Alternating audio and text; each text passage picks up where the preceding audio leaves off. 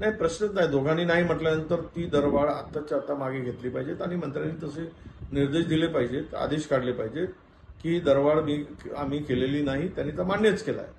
म्हणजे त्यांनी सरकार म्हणून जर दरवाढ केली नसेल तर मग करतो कोण? कारण तिथे महामंडळ अध्यक्ष नाही किंवा अध्यक्ष असेल तर सरकारच्या परमिशन शिवाय ते करता येत नाही. म्हणून मला स्पष्ट आमची भूमिका आहे की आता ती मंत्र्यांनी नाही म्हटलंय, उपमुख्यमंत्री नाही म्हणतायत, त्यामुळं आता ही दरवाढ त्वरित मागे घेण्याचा आदेश काढावा आणि गरिबांच्या जी जीवनवाहिनी आहे, सामान्य माणसाची, मध्यमवर्गीय, गरीब, मजूर, कामगार, या सगळ्यांना दिलासा द्यावा.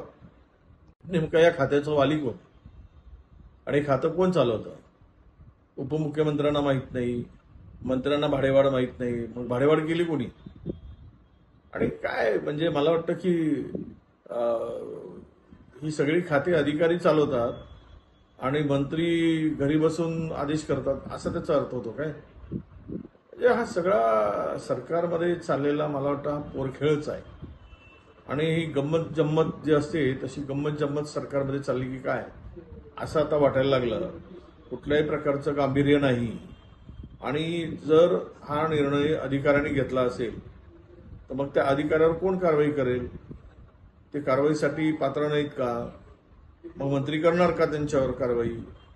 असे अनेक प्रश्न उपस्थित होतील.